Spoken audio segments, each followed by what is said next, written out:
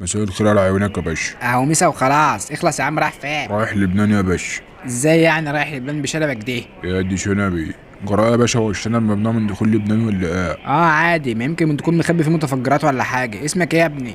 شو الضماط يا سعادة السفير. وكمان اسمك شوقي؟ انت رايح لبنان ازاي باسمك ده يا ابني؟ هو انا لازم ابقى فرفور يعني واسمي امجد عشان اسافر لبنان؟ انت شكلك لمض وناوي تعمل دوشه في الطياره. حاسس اني عايز اقبض عليك. حقك علينا يا سعادة السفير. خلاص يا باشا، بس امضي على الباسبورت والنبي. وريني كده الباسبورت بتاعك دي. ماشي، اتفضل يا باشا.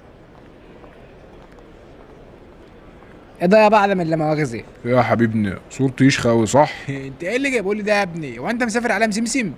يا باشا مش عاجبك الباسبور ولا ايه؟ بس ما تقولش باسبور بس، انت عامل البتاع ده فين يا ابني؟ الواد عماد ابن جدي اللي عم يقول لي في الجوازات مكلفني 5000 والله. بس قلت مش مهم طالما همشي قانوني. جوازات ايه بس يا عم؟ ده كبير واتعمل في قناه سبيستون. يا باشا ما تقولش كده، ده مختوم ختم النسر اهو. يا ابني اللي عمل لك الباسبورت ده ضحك عليك واكلك لا مؤاخذه البلوزه.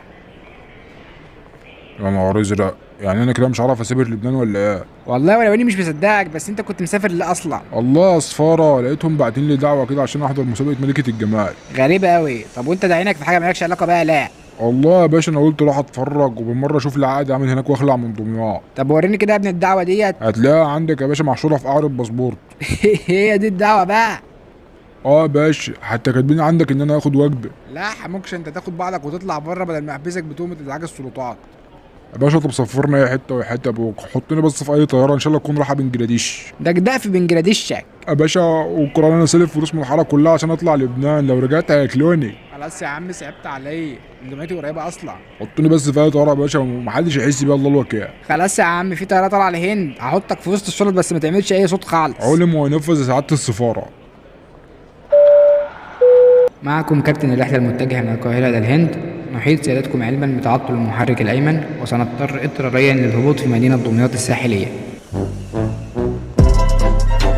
بقول لك يا حبيبي، هتلاقي تحت الفيديو زرار اسمه ثانك يو، ده بيبعت لي فلوس لو انت عايز تبعت لي فلوس تدعمني ولا حاجه. ما تتكش عليا، كده كده محدش لاقي ياكل.